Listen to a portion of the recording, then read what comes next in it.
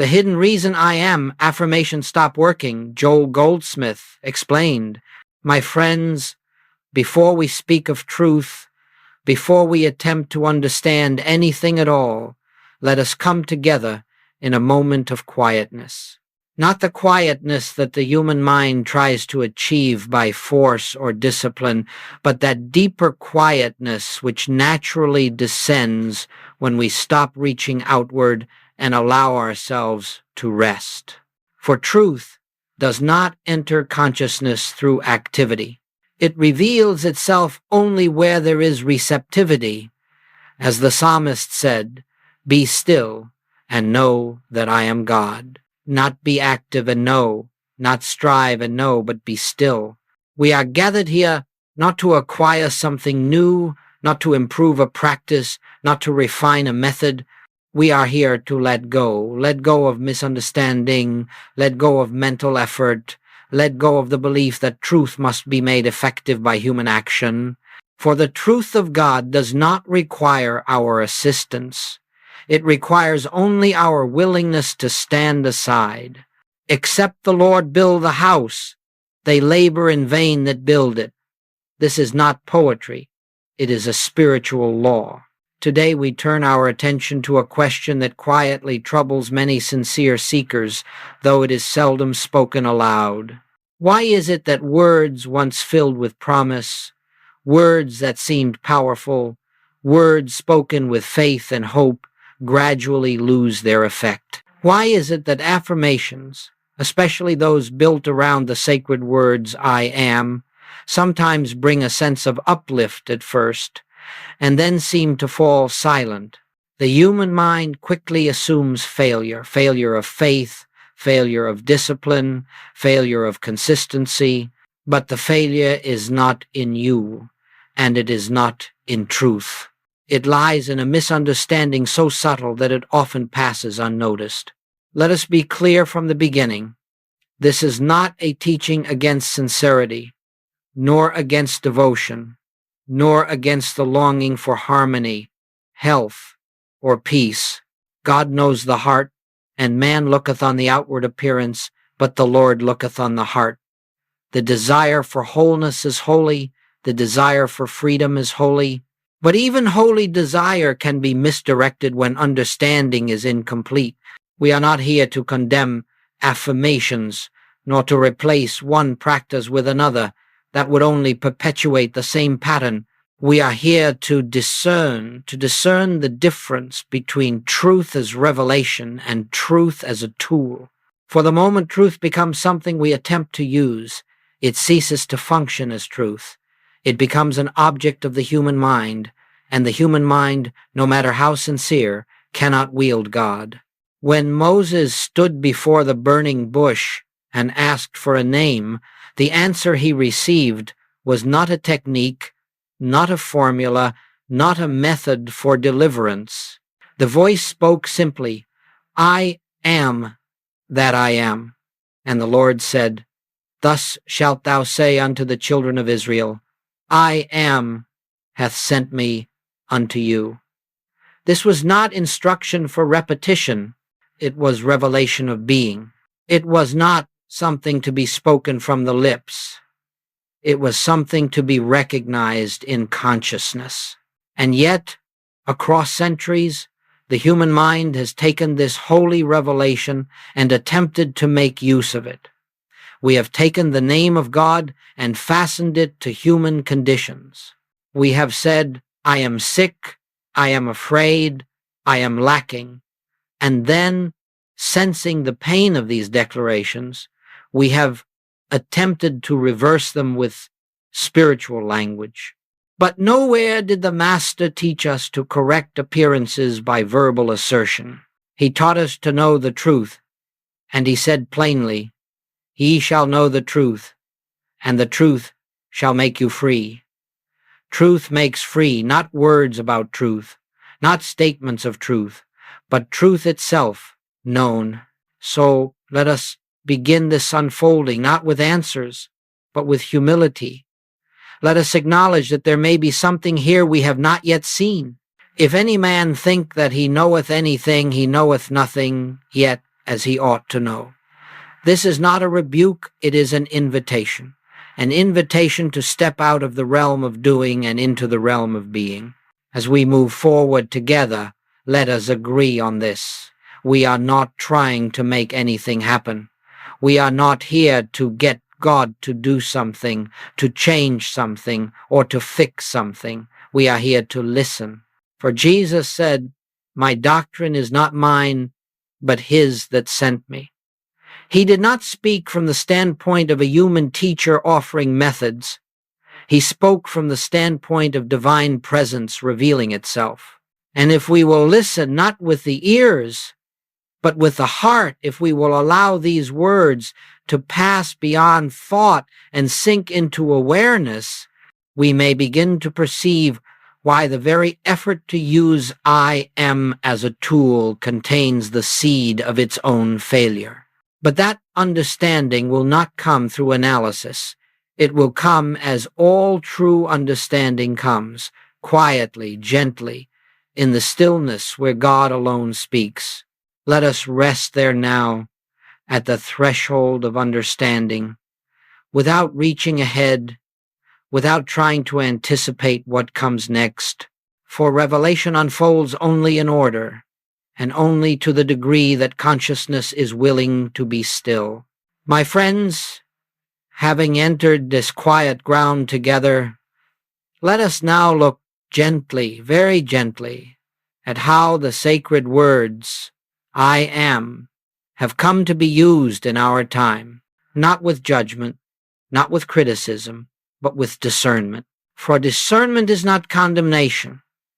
It is simply the light by which misunderstanding dissolves. In every age, truth is revealed, and in every age the human mind attempts to capture it.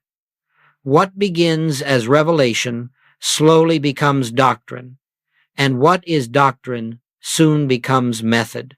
This is not because humanity is unfaithful, but because the human mind is restless and seeks control. It wants something to do, something to repeat, something to apply, and so even the most sacred utterance is eventually turned into a practice. Today we hear the words, I am, spoken everywhere. They are spoken with hope, with longing, with sincerity. People rise in the morning and declare, I am strong, I am whole, I am abundant. Others repeat these words before sleep, believing that the subconscious mind will be impressed and life reshaped accordingly. And, for a time, there may indeed be a sense of uplift, a feeling of encouragement, even a temporary easing of fear. Let us not deny this. The human mind responds to reassurance. But reassurance is not revelation. Here is where the drift occurs so quietly that few ever notice it.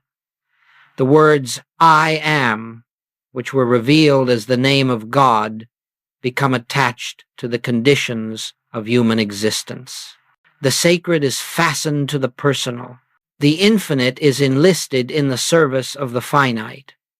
And without realizing it, the human sense of self assumes a position it was never meant to occupy, the position of one who uses God.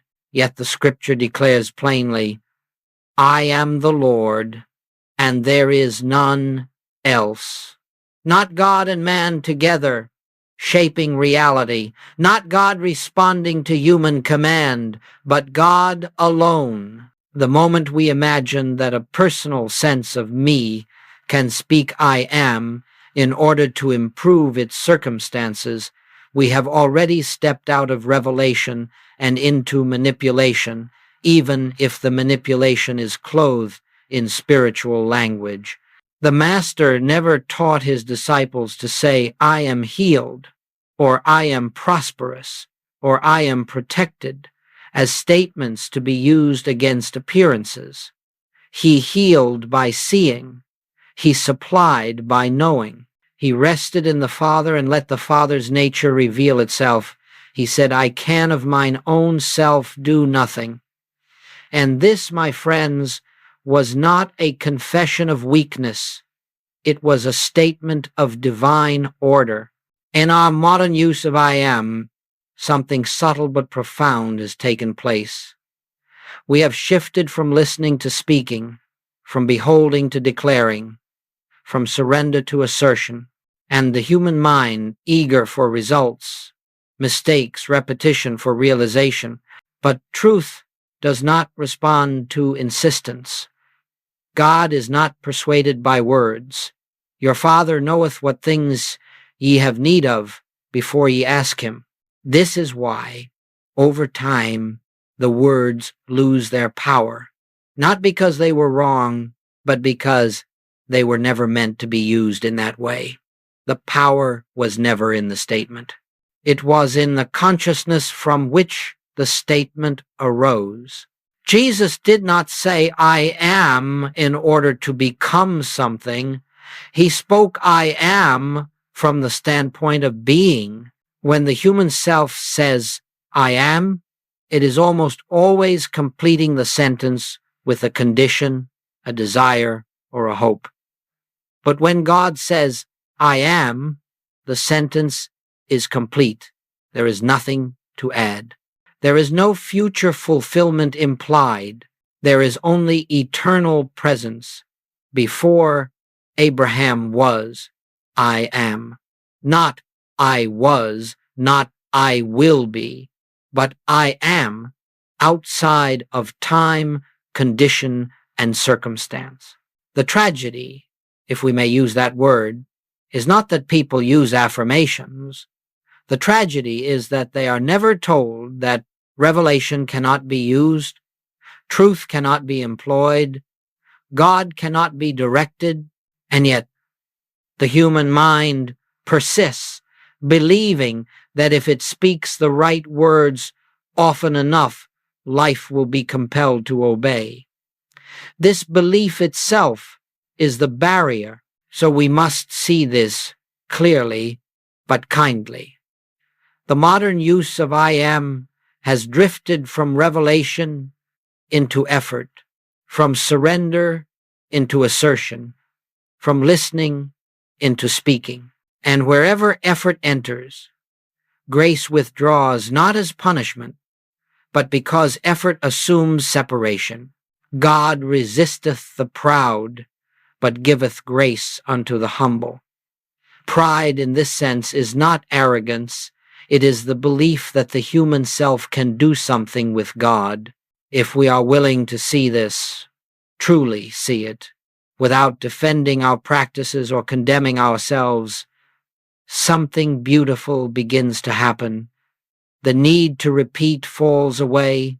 The urge to control softens. And we begin, perhaps for the first time, to wonder whether the power of I am was never meant to be spoken outwardly at all, but heard inwardly. That wondering is holy ground. And from that ground, a deeper understanding is about to unfold. My friends, we now arrive at a point of great importance, one that lies at the very heart of this teaching.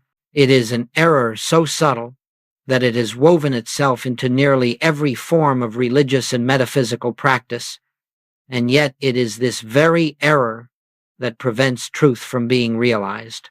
The error is simply this: the belief that the human self can use God. This belief does not announce itself loudly. It does not appear as irreverence. On the contrary, it often comes clothed in devotion, in sincerity, even in humility. And yet, beneath it lies an assumption that must be exposed to the light of spiritual discernment. The assumption is that there is a personal me standing apart from God, who can call upon God, direct God, or employ divine truth for human purposes. But the scripture speaks with unmistakable clarity. Hear, O Israel, the Lord our God is one Lord.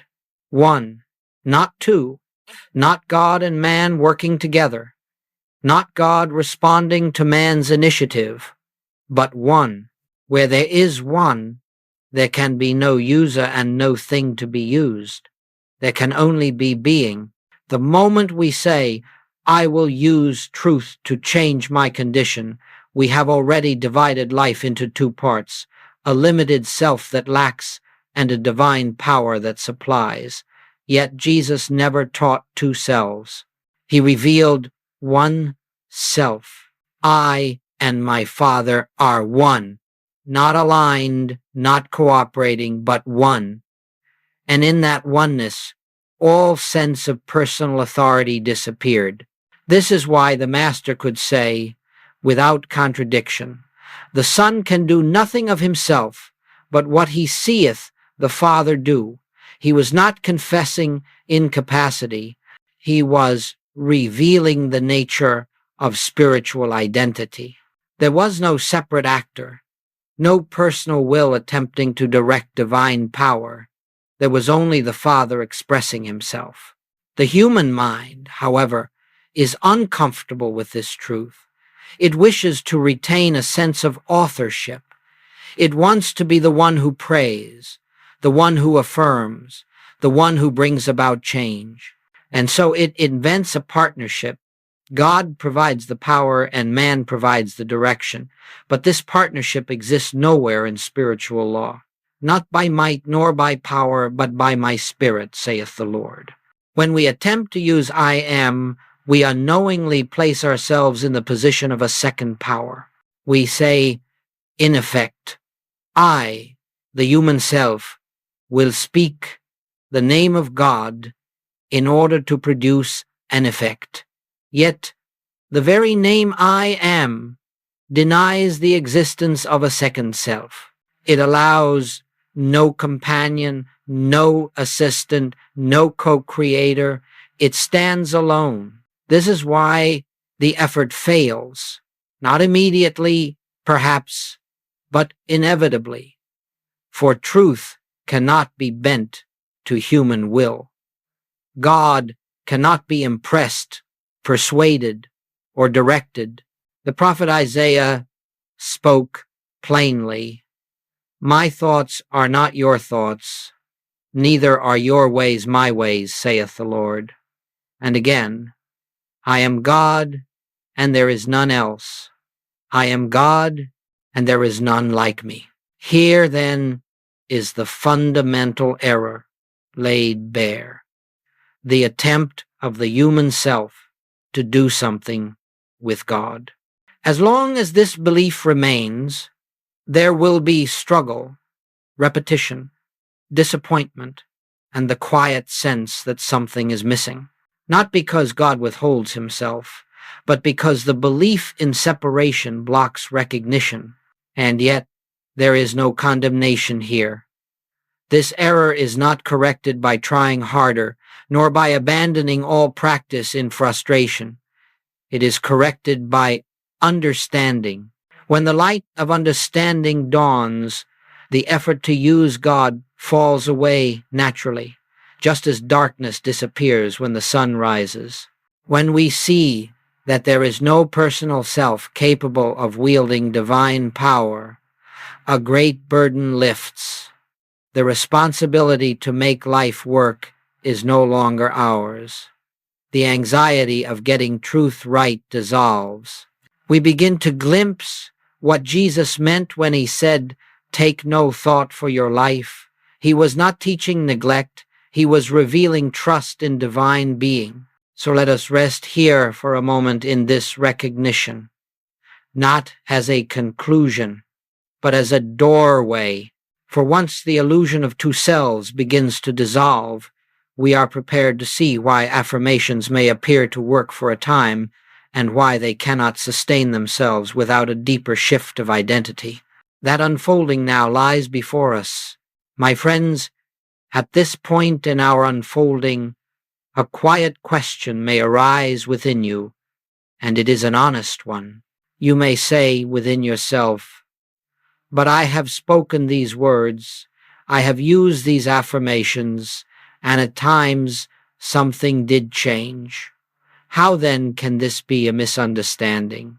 Let us not dismiss this question. for truth is never threatened by honest inquiry. Rather, let us look at it calmly, without haste, and without defense. It is true that affirmations sometimes appear to work. They may bring a sense of comfort, a lifting of discouragement, a momentary peace. The troubled mind may grow quiet for a time. Fear may loosen its grip. Even the body may respond with a temporary sense of relief. These experiences are not imaginary, nor are they to be condemned, but neither are they the fruit of spiritual realization. What is happening in such moments is not the operation of divine law, but the adjustment of human consciousness. The human mind, when reassured, relaxes. And when it relaxes, the tension that sustains discord may lessen. This is a natural phenomenon. Even a kind word, even hope, even distraction can bring such effects. But these are changes within the realm of human belief, and what is built upon belief must eventually shift again. The Master never relied on belief. He did not heal by convincing the human mind of something better. He healed by seeing what was eternally true. When he stood before Lazarus' tomb, he did not affirm life to overcome death. He said, "Father, I thank thee that thou hast heard me, and I knew that thou hearest me always." This was not a statement aimed at producing an effect. It was an acknowledgement of eternal reality.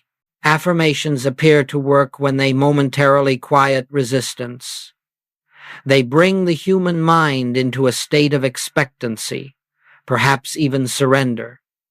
In that softened state, harmony may surface.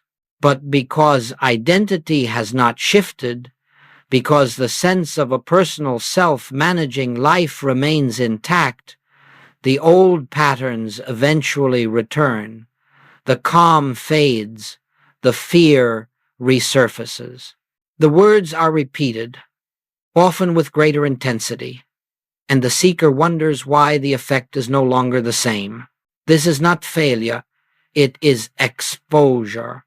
Exposure of the fact that no amount of repetition can replace revelation. The Apostle Paul wrote, "The letter killeth, but the Spirit giveth life." Words alone, even sacred words, are letters. It is the spirit, the consciousness behind them that gives life. There is another reason affirmations sometimes appear effective, and it lies in the longing of the heart. When a seeker speaks words of hope, there is often, beneath the words, a genuine reaching for God. And God is always present.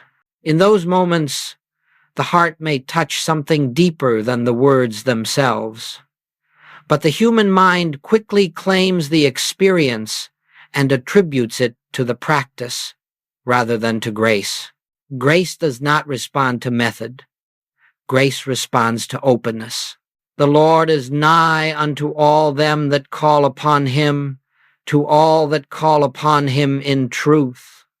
To call upon God in truth is not to repeat phrases, but to stand without pretense, without effort, without trying to be something other than what one is, and to let the false sense of self grow quiet. And so we see that affirmations may appear to work not because they are true in themselves, but because for a moment they lead the seeker towards stillness. But stillness achieved by words is fragile. It must be maintained, it must be repeated, and eventually it collapses under the weight of effort. This is why many sincere seekers grow weary. They sense that something deeper must exist, something more stable, something that does not depend on constant mental activity. And they are right.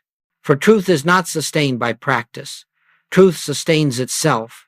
If we can see this without disappointment, without self-blame, we are ready for the next unveiling. For the moment affirmations fail is not the moment of loss, it is the moment of invitation. An invitation to move beyond effects and into cause, beyond words and into consciousness, beyond doing and into being. My friends, there comes a moment in the journey of nearly every sincere seeker when the words that once seemed powerful no longer carry the same weight. The affirmations are spoken, perhaps more faithfully than ever, yet the expected change does not appear. The mind repeats the phrases, but the heart grows tired, and in that moment a quiet discouragement may arise, accompanied by a subtle fear. Have I lost my faith? Am I doing something wrong? Let us be very clear here. This moment is not a failure. It is a sign of progress. It is the moment when the soul begins to recognize that truth cannot be carried by effort. What is failing is not truth, but a method that was never meant to bear the weight of revelation. When affirmations fail, it is because identity has not shifted. The same personal sense of self remains at the center, watching, waiting, evaluating, hoping that the words will produce an effect. And as long as there is someone waiting for results, there is separation. There is a me here and a hoped-for good over there. But Jesus never stood outside of good seeking to obtain it. He lived from the consciousness of being. The Master said, "Seek ye first the kingdom of God and his righteousness, and all these things shall be added unto you." Notice that he did not say, "Declare these things into being," nor "affirm your way into the kingdom." He pointed to a shift of consciousness. The kingdom is not something to be produced, it is something to be recognized. And when it is recognized, the outer harmonies follow not by effort but by law. The human mind does not easily surrender its position as doer. Even in spiritual practice, it wishes to remain active. It wants to fix, improve, correct, and manage life. And so, when affirmations cease to work, the mind often responds by increasing effort, more repetition, stronger emotion, greater intensity. But intensity is not depth, and truth is never revealed through strain. The reason affirmations fail is not that the words are untrue. It is that they are being spoken from the wrong standpoint. They are spoken from the standpoint of one who believes himself to be separate from God. And from that standpoint, no truth can be realized. That which is born of the flesh is flesh, and that which is born of the spirit is spirit. Flesh cannot speak spirit into being. Spirit reveals itself when flesh grows silent. This is the critical point.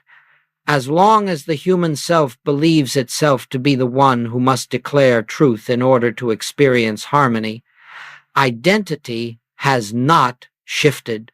The center of consciousness remains in the personal sense of I, and it is this personal I that becomes weary, discouraged, and confused when results do not appear.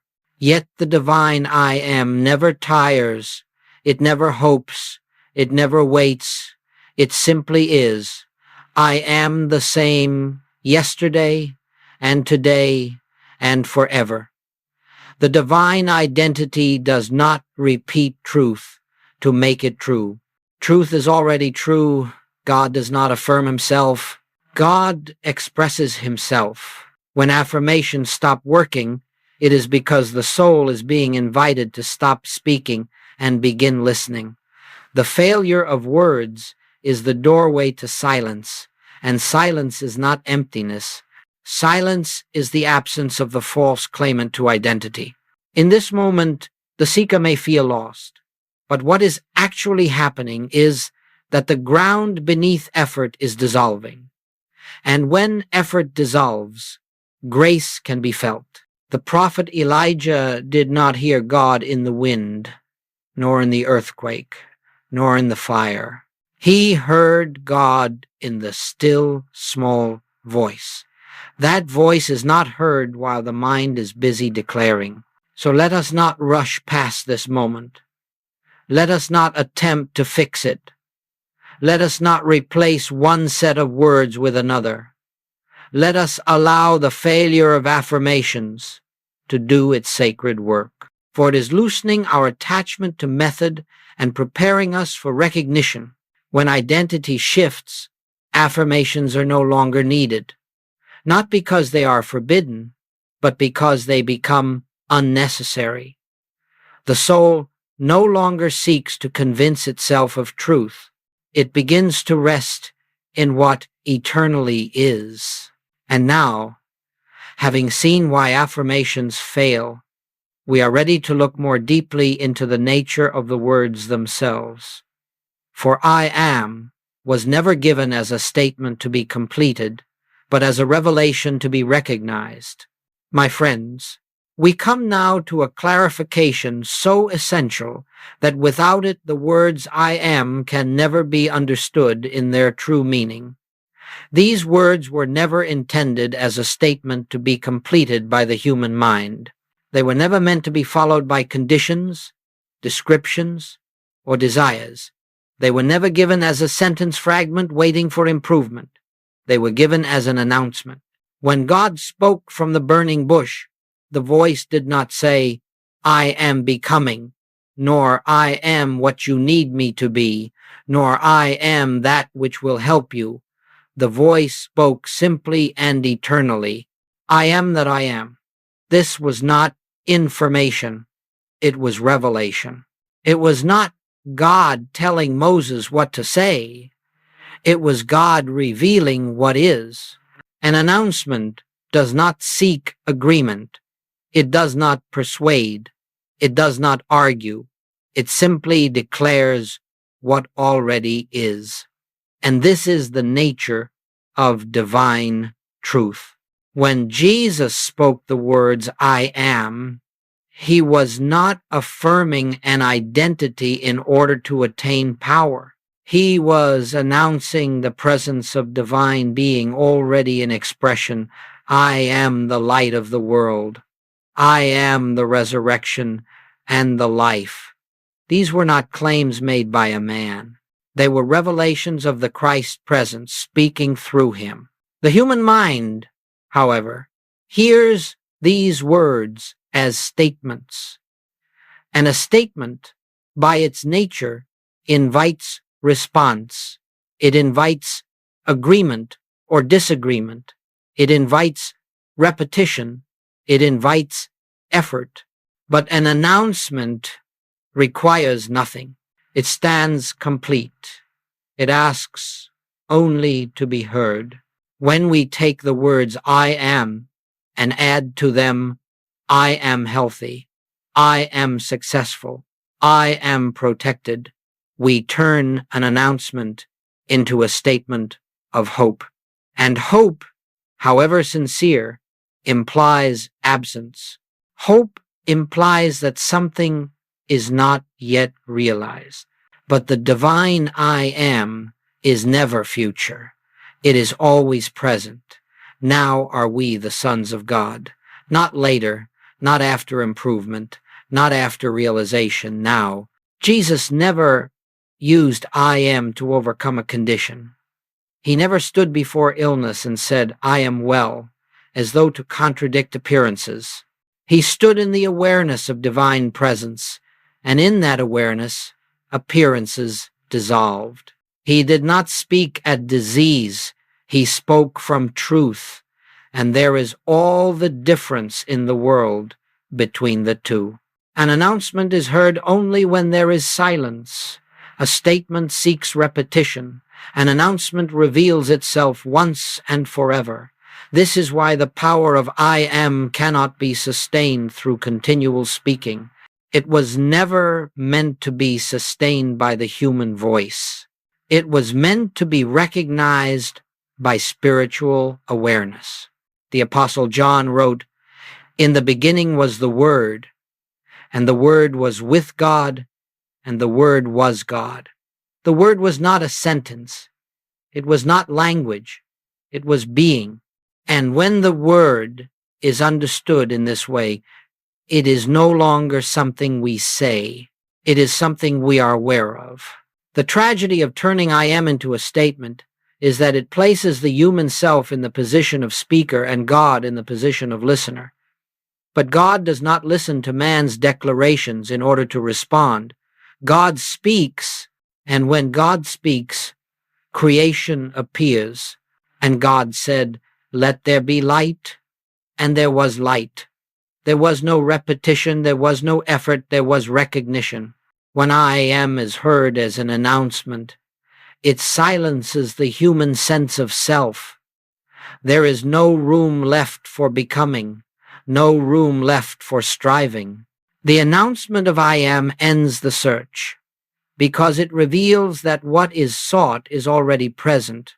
And so the question before us is not, how shall I use these words, but how shall I become still enough to hear what they are announcing? For when I am is heard inwardly, without mental addition, without personal intention, it reveals itself as the life of your own being. In that hearing, something profound occurs. The words fall away, and only presence remains. And where presence is recognized, effort is no longer required. My friends, having seen that I am was given as an announcement and not as a statement to be completed, we are now prepared to understand something even more subtle, yet of great consequence. It is this: the human mind is not capable of speaking as I am. This is not a limitation to be overcome, nor a flaw to be corrected. It is simply the nature of things. The human mind functions within time. It remembers the past and anticipates the future. It reasons, compares, judges, and evaluates. It deals always with what appears to be changing. But I am stands outside of time. I am knows no past and no future. I am is not becoming, it is being. And therefore whatever speaks from time cannot truthfully speak from eternity. When the human mind says, I am, it almost always means I am becoming, or I am hoping to be, or I am trying to be. Even when it uses spiritual language, it speaks from the standpoint of a personal history and a projected future. But the divine I am knows neither history nor projection. It is the eternal now. I am Alpha and Omega, the beginning and the ending, saith the Lord. This is why the effort to speak I am from the human mind inevitably collapses. The mind senses that something is wrong, though it may not know why. It repeats the words, yet they feel hollow.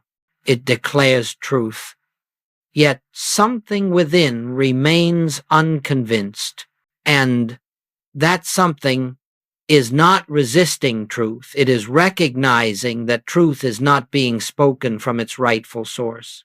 Jesus did not say, I am, as a mental assertion. He did not rehearse identity. He did not attempt to persuade himself or others of his oneness with the Father. He spoke from that oneness. And because he spoke from it, there was no effort in his speech. There was authority, but not personal authority. There was certainty, but not human confidence. The words that I speak unto you, I speak not of myself, but the Father that dwelleth in me, he doeth the works. Here we must pause and let this be heard deeply. The Father speaks. The human self does not. The Christ consciousness speaks. The personal sense of me remains silent. This is not something to practice. It is something to recognize. As long as the human mind believes itself to be the speaker of truth, it remains in the position of separation. The Apostle Paul understood this when he said, "I live, yet not I, but Christ liveth in me." He did not say, "I affirm that Christ lives in me." He spoke from realization. The personal I had yielded its place, and in that yielding, the divine self could be known. This is why silence is so central to spiritual realization. Not silence as a technique, not silence as an exercise, but silence as the natural state when the false sense of self steps aside. In that silence, truth does not need to be spoken. It reveals itself. In quietness and in confidence shall be your strength. The human mind cannot speak as I am because I am is not a thought. It is consciousness itself. And consciousness does not need to declare itself to be real. It simply is. When the mind grows quiet enough to stop naming, labeling, and claiming, awareness begins to recognize itself as the presence that has always been there. This is not a loss. It is liberation. The burden of speaking truth correctly falls away.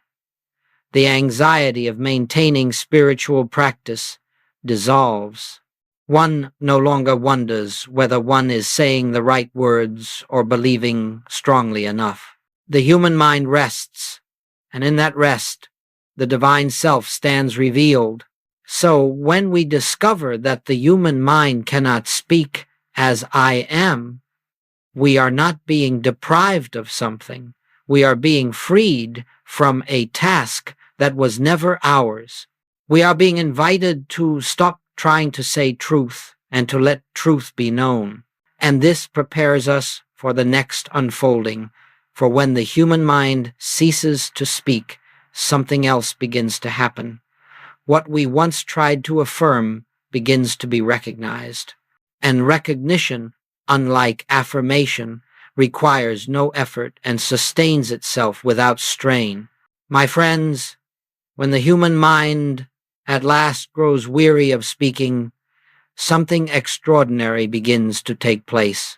There is a subtle turning, almost unnoticed at first, in which the effort to declare truth gives way to a willingness to behold it. This turning marks the true transition in spiritual life, the shift from affirmation to recognition. Affirmation belongs to the realm of effort. It assumes that something must be stated, repeated, or impressed upon consciousness in order for harmony to appear. Recognition, however, belongs to the realm of revelation. It assumes nothing, seeks nothing, and asks nothing. It rests in what eternally is. And herein lies the great difference. Affirmation tries to bring truth into experience, while recognition discovers that truth has always been present. Recognition is not dramatic. It does not announce itself with emotion or excitement. It often comes quietly, like dawn breaking without sound. One does not feel as though something new has been attained. Rather, one senses that something false has fallen away. The strain of becoming spiritual softens. The pressure to maintain faith dissolves. And in that gentle release, awareness begins to rest in being. The scriptures speak often of this seeing. Having eyes, see ye not? Jesus asked. He did not say, having words, speak ye not. Nor did he say, having affirmations, repeat ye not. He pointed to perception, to the capacity to behold what God is revealing. Recognition is spiritual sight. It is the awakening of the inner eye. When recognition dawns, the words I am no longer arise as something to be spoken. They are felt as presence. One does not think, I am protected. and wait for reassurance.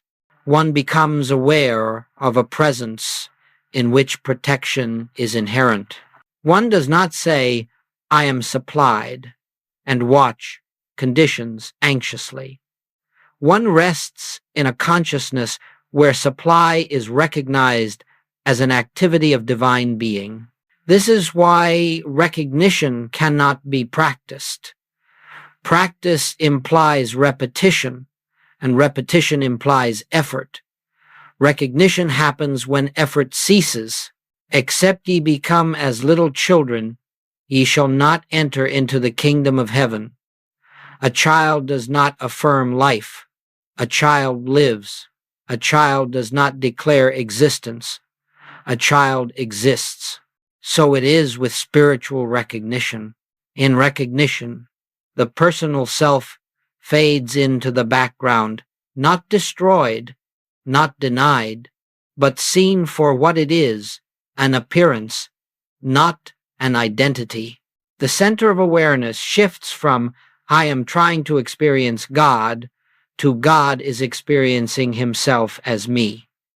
This is not a thought to be held, it is a realization to be lived. Goldsmith often reminded his students that truth reveals itself only to the degree that we are willing to be still. Stillness is not inactivity, it is the absence of the false sense of doership. In that stillness, the recognition of God's presence arises naturally, and when it arises, it requires no reinforcement. The prophet Habakkuk wrote, "The Lord is in his holy temple. Let all the earth keep silence before him." This silence is not imposed. It is the natural response to recognition. When the presence is felt, words fall away. The need to affirm disappears, because the need to convince has vanished. And here we must understand something essential. Recognition does not change the outer world directly. It changes the standpoint from which the world is perceived. And when perception changes, experience follows not by manipulation, but by alignment. As a man thinketh in his heart, so is he.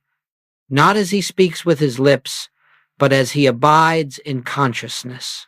In this shift from affirmation to recognition, spiritual life becomes simple. There is no longer a sense of managing consciousness, no longer a need to monitor thoughts constantly. One begins to live from a deeper center, where awareness is grounded in being rather than becoming. And from that center, harmony unfolds of its own accord. So let us not attempt to force recognition. Let us not try to abandon affirmations prematurely. Let us simply be willing to notice when the effort to speak truth no longer satisfies. That dissatisfaction is holy. It is the soul's signal that it is ready to rest. And in that resting, recognition dawns not as an achievement, but as a remembrance. A remembrance that the I am was never something we had to say. It was always something we had to be aware of. My friends, we now come to a truth that the human mind often resists, yet the soul quietly recognizes as familiar. It is this: silence accomplishes what words never could. Not silence as a practice, not silence as discipline, but silence as the natural condition in which the false sense of self withdraws and the presence of God stands revealed. Words belong to the realm of form. They arise in thought, are shaped by belief, and are spoken within time. Silence, however, belongs to the realm of being.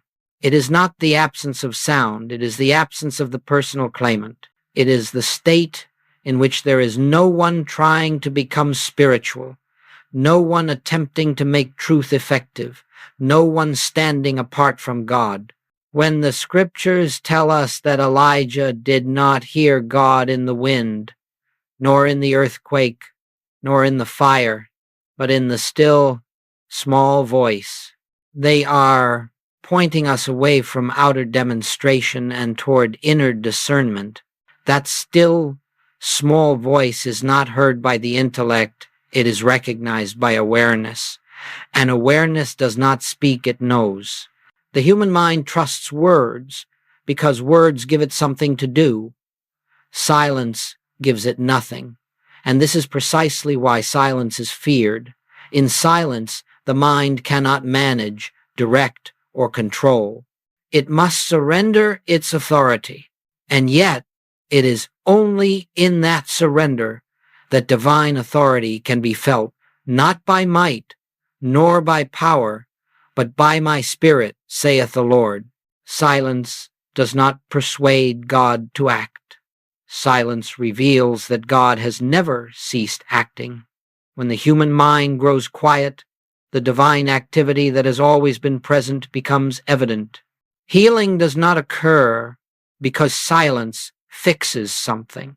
Healing occurs because silence removes the belief that something was wrong with the self. Jesus often withdrew from the crowds. He went into the desert, into the mountain, into solitude, not to prepare speeches, not to rehearse truth, but to abide in the Father. And from that abiding came clarity, authority, and peace. And in the morning, rising up a great while before day, he went out and departed into a solitary place, and there prayed. Prayer, in its highest sense, is not speaking, it is listening. In silence, there is no I affirming truth. There is only truth revealing itself. The human self does not disappear by force. It simply becomes irrelevant. And when the false sense of identity fades into the background, the divine identity stands unobstructed. This is why silence heals without effort. There is no one left to heal. Words attempt to shape experience. Silence allows experience to conform to reality. Words argue with appearances. Silence sees through them. Words attempt to replace fear with courage. Silence reveals that fear had no place to exist. Perfect love casteth out fear. Love does not shout fear away. Fear dissolves in its presence. Silence is not something we enter by will. It descends when effort ceases. It appears when the need to do something spiritual gives way to the willingness to let God be God. In that silence, the I am is no longer spoken, it is felt as the very substance of awareness. And here is the great secret. Silence is not empty. It is full of life, intelligence, order, and peace. It is the womb of revelation. From it arises guidance without seeking, supply without effort, healing without struggle. The Lord shall fight for you, and ye shall hold your peace. When we understand this, the longing to affirm softens. The urge to repeat phrases diminishes. Not because we have been told to stop, but because we have discovered something deeper. We have found the place where truth does not need reinforcement. So let us cherish silence, not as a tool, but as a sanctuary, not as something we create, but as something we allow. In that silence, words become unnecessary, and truth becomes self-evident. And from this understanding, a deeper clarity now unfolds, one that reveals the rightful function of the sacred words themselves, and how they are to be heard rather than spoken. My friends, having come to understand the place of silence, we are now prepared to perceive the true function of the sacred words, I am. These words were never given to humanity as instruments to be employed, nor as phrases to be repeated, nor as declarations to be shaped according to circumstance. Their true function is far more subtle and far more profound. They are not meant to be spoken outwardly. They are meant to be heard inwardly. The moment we hear I am as something we say, we have already missed its meaning. For who is the speaker? Is it the body? Is it the mind? Is it the accumulation of memories and experiences that constitute the human sense of self? None of these can truthfully speak as I am. The true function of these words is not expression but revelation. They reveal the presence that is already speaking long before the human mind forms a thought. When Jesus spoke the words, I am, he was not calling attention to himself as a man. He was allowing the divine self to announce its own nature. He that hath seen me hath seen the Father. Not because the Father resembled a human form, but because the consciousness shining through that form was the Father. The words did not create that reality. They unveiled it. The true function of I am is to arrest the human mind. When heard rightly, the words stop thought.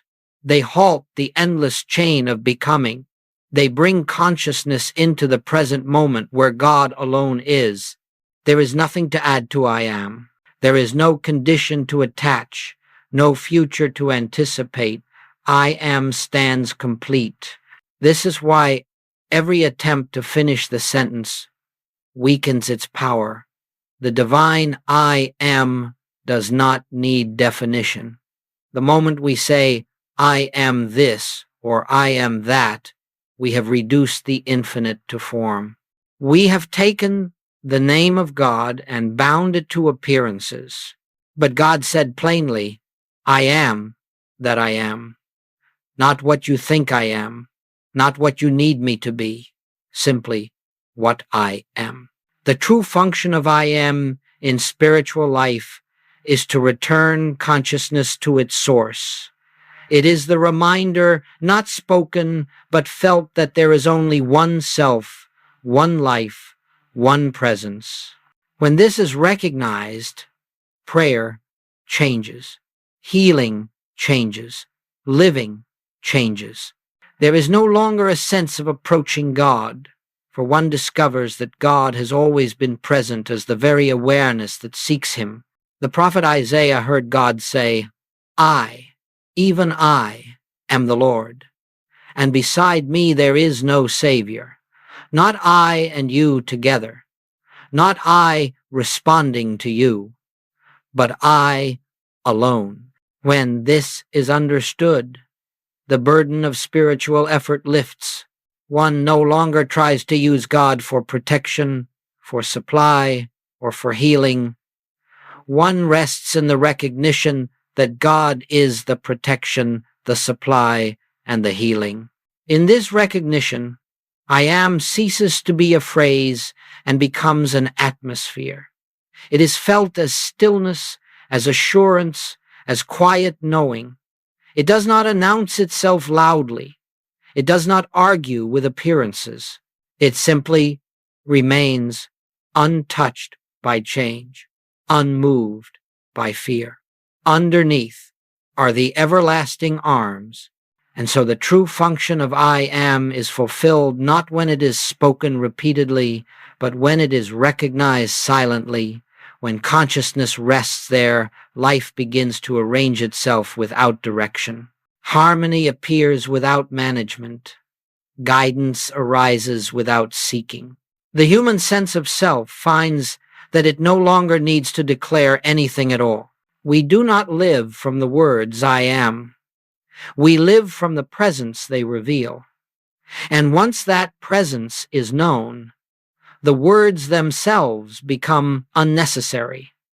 They have done their work, and now, as we move forward, there is yet another unfolding before us, one that touches daily experience directly. For even when recognition has begun, there are moments when the old habit of effort returns. What happens then? What do we do when the urge to affirm arises again? My friends, Even after recognition has begun to dawn, even after the soul has tasted something of the stillness where truth reveals itself, there will come moments when the old habit returns. A challenge appears. A discomfort arises. Fear whispers its familiar suggestions. And almost without thought, the urge arises to speak, to affirm, to declare, to do something spiritual in order to regain a sense of control. This urge is not a failure. It is simply the residue of a lifetime lived from the belief that the human self must manage existence. We need not resist it, and we need not indulge it. Resistance gives it power. Indulgence gives it expression. Instead, we meet it with understanding.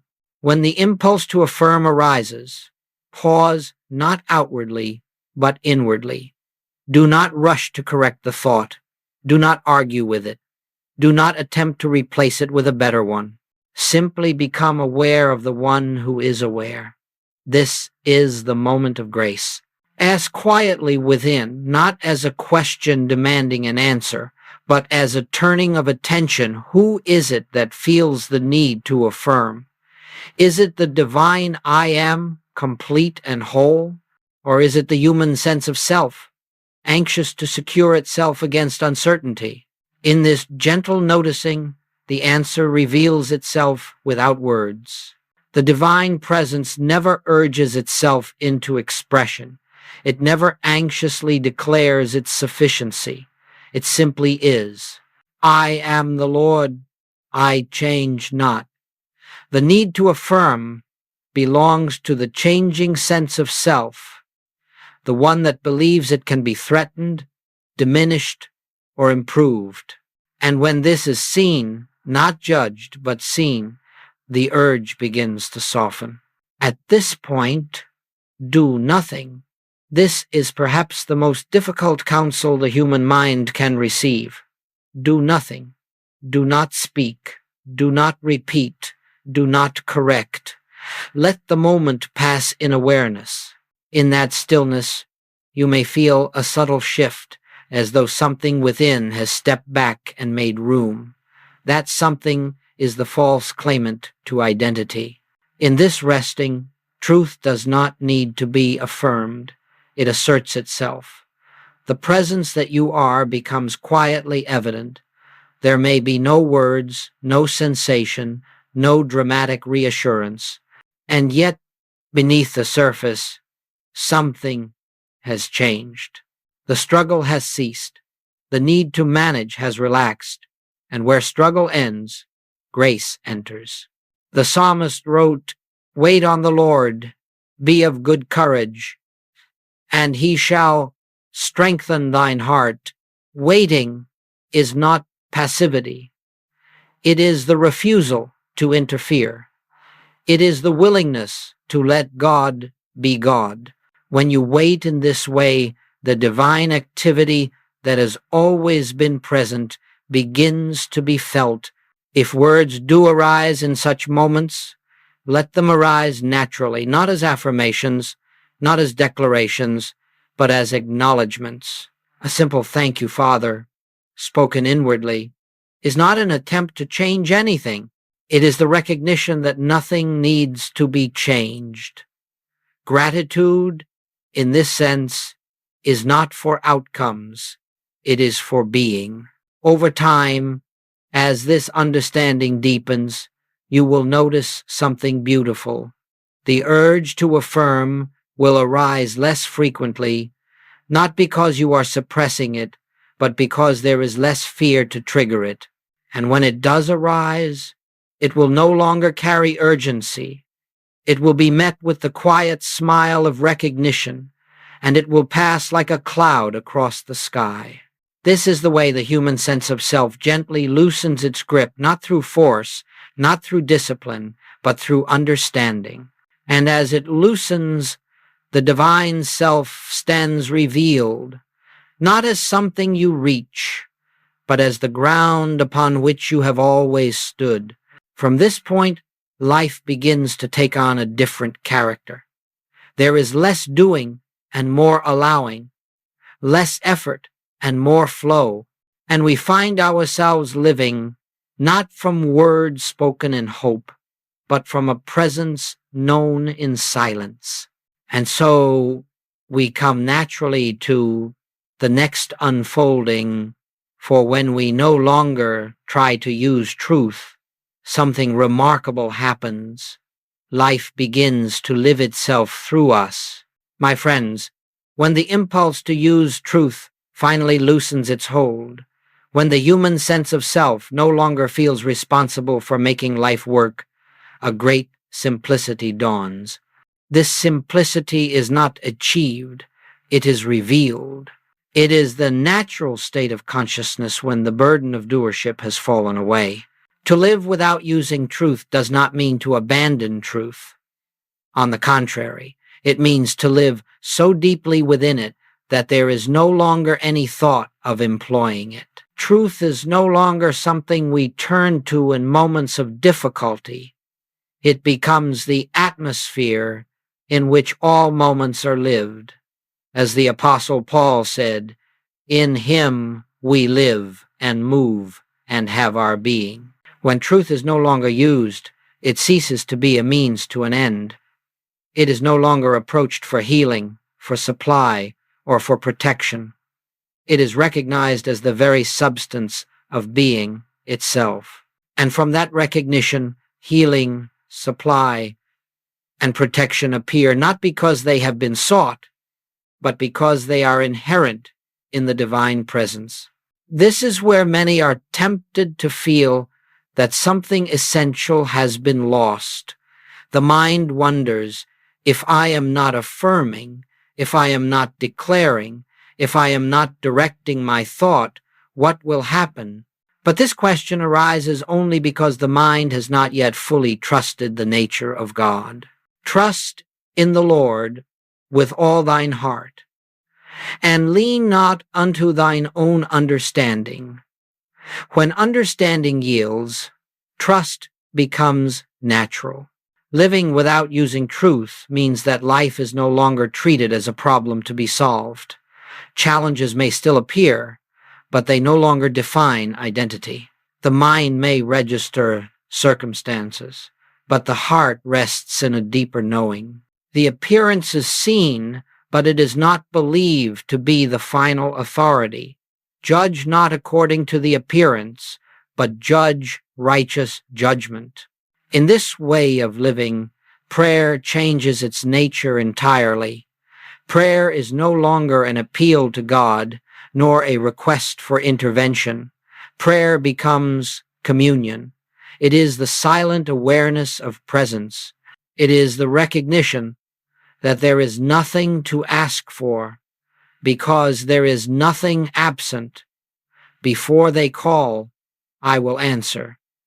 And while they are yet speaking, I will hear.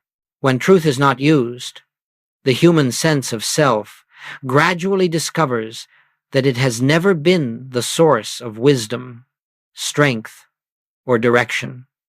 Ideas arise without strain. Decisions are made without anxiety. Right action unfolds without planning.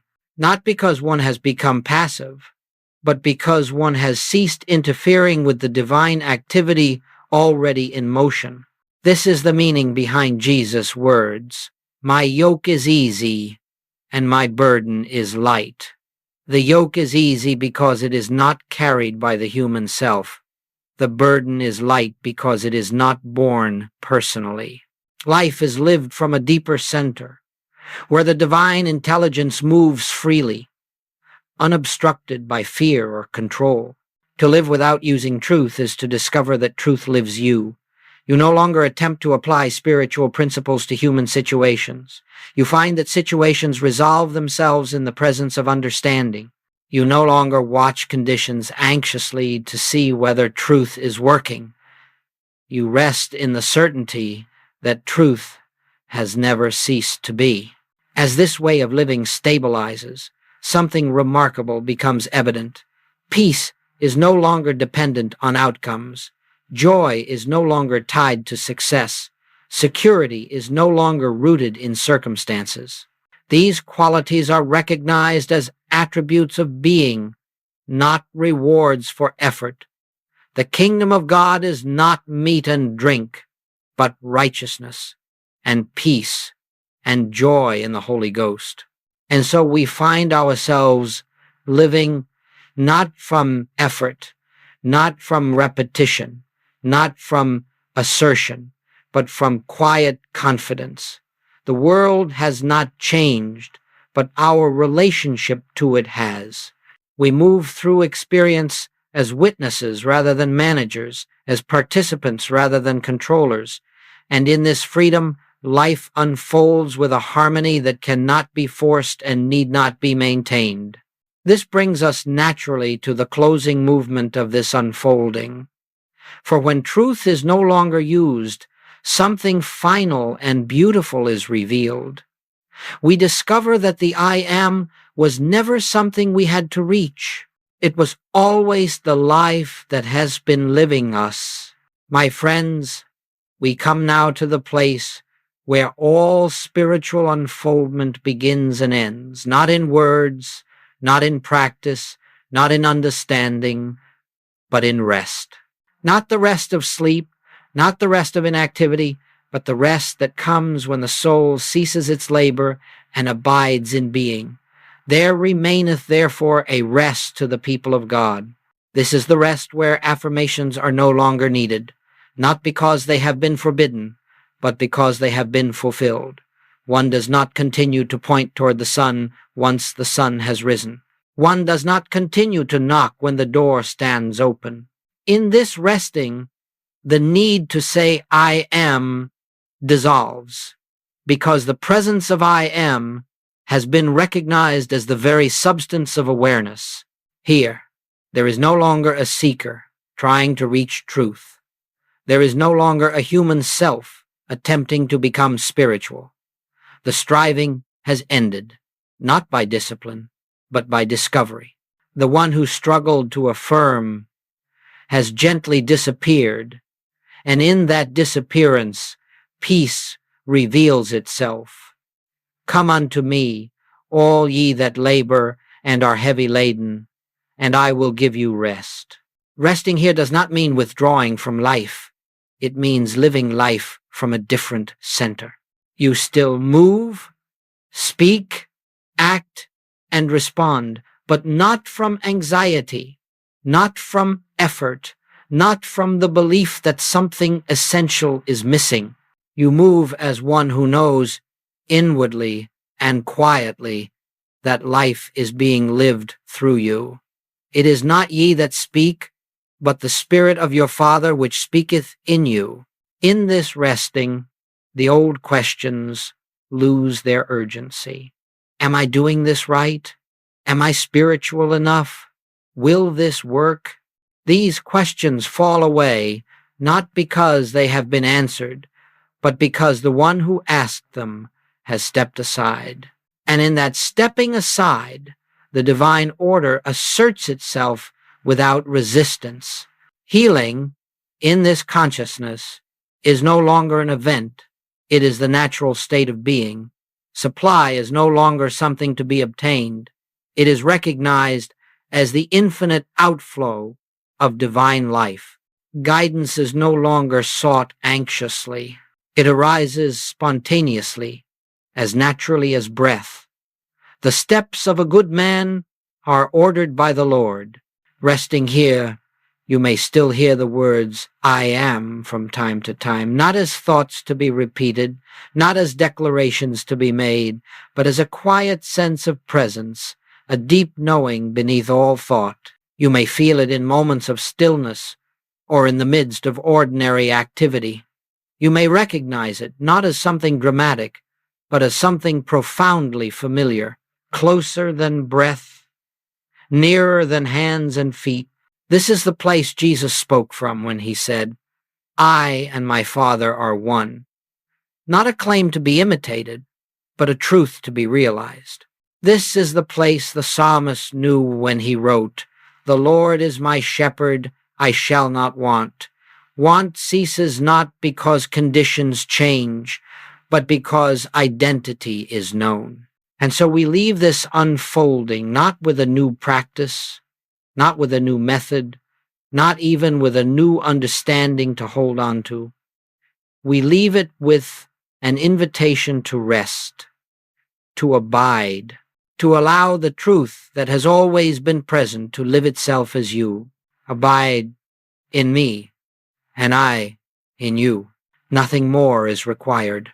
Nothing needs to be added. Nothing needs to be maintained. The I am has never been absent. It has never waited for affirmation. It has never depended on understanding. It has simply been. Let us then rest in that being. Let us walk gently from this place, carrying nothing but awareness. And in that awareness, life will unfold as it always has, by grace, in order, and in peace.